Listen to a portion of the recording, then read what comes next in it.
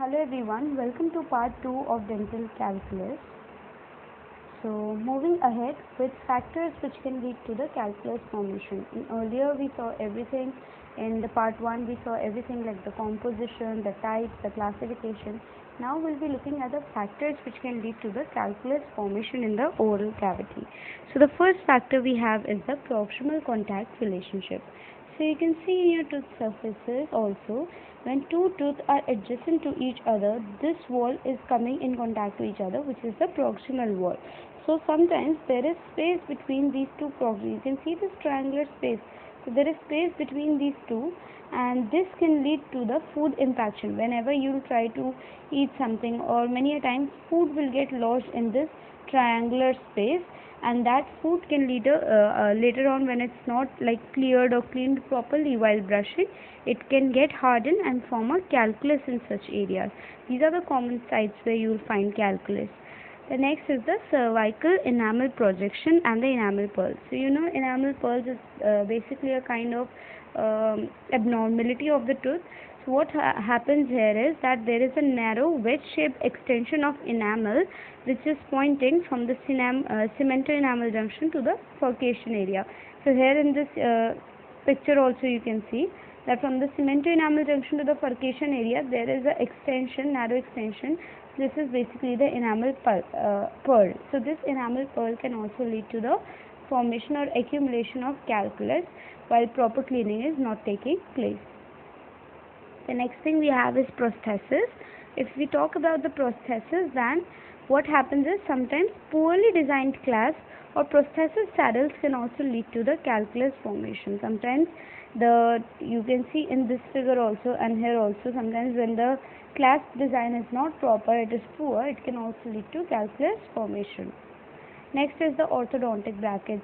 So you must have noticed this is the most common problem, like this is the most common cause of calculus accumulation. You must have seen in many patients of orthodontic treatment.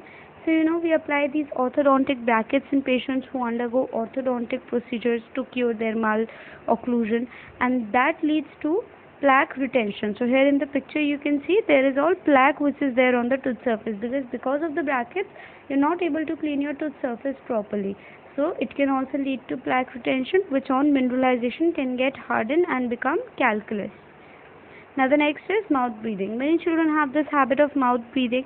Now what happens is while the child is mouth breathing, there will be dehydration of the gingival tissues. This dehydration of the gingival tissue will further lead to the inflammation of the mouth or the oral structures, which will favor plaque retention and can lead to dental calculus production. The next thing is tobacco use. So this is the major cause and the most common cause you will find. Many people who are consuming tobacco or many people who are smoking regularly are habitual smokers. You will find that these kind of people will have a lot of gingival related disorders and calculus formation in these people. So you can see in the figure also there is so much of calculus and all dirty teeth are there in the person's mouth. So tobacco is the most common cause. Now we'll come to the theories of mineralization. Now, how is this mineralization taking place? What are the theories behind this? So initially we'll see the mineral precipitation theory.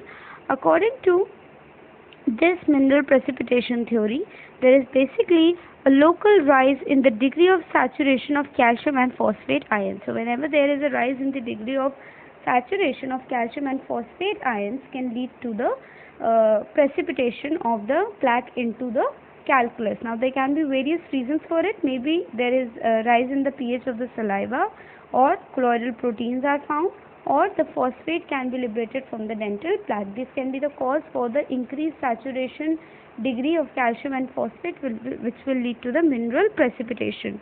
The next theory we have is the epitactic concept or the seeding theory. What happens in this case is there are basically some seeding agents which will induce small foci of calcification.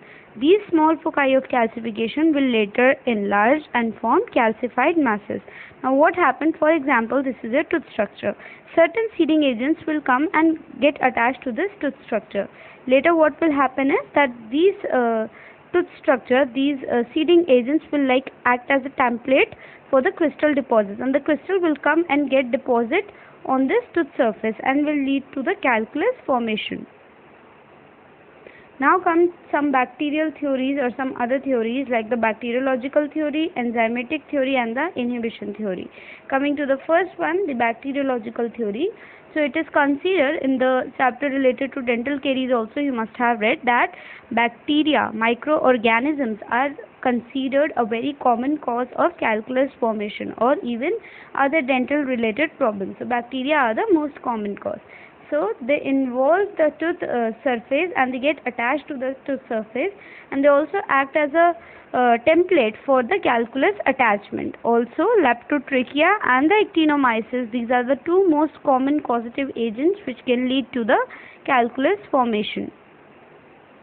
Now we come to the enzymatic theory or some enzymatic activities. So every time there is production of enzymes in your oral tissues or by the activity of the oral microorganisms, there is formation of different enzymes.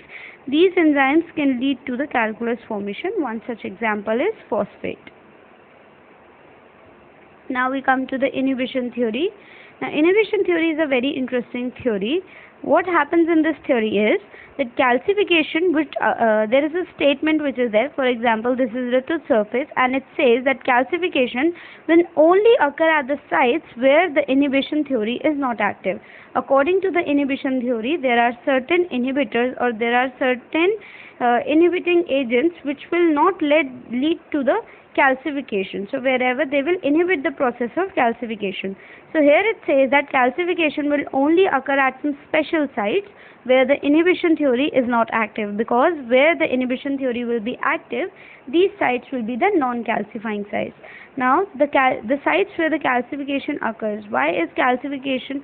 Now there is one question which we have is that if inhibition theory is getting activated and it does not allow the calcification to take place, so why does at certain parts of the teeth we are able to see the calcification? Why is the inhibition theory not active there? So the reason is that in some cases the inhibitor is either altered or gets removed, and at that sites only the calcification can be seen. And it's sites where this calcification is not seen because the inhibitor activity or the inhibiting agent's activity cannot be altered or removed, which will lead to the calcification of at those special sites of the tooth surface. So this was all about dental calculus. If you like the video, please subscribe to my channel, like the video and share the video with your friends. Thank you.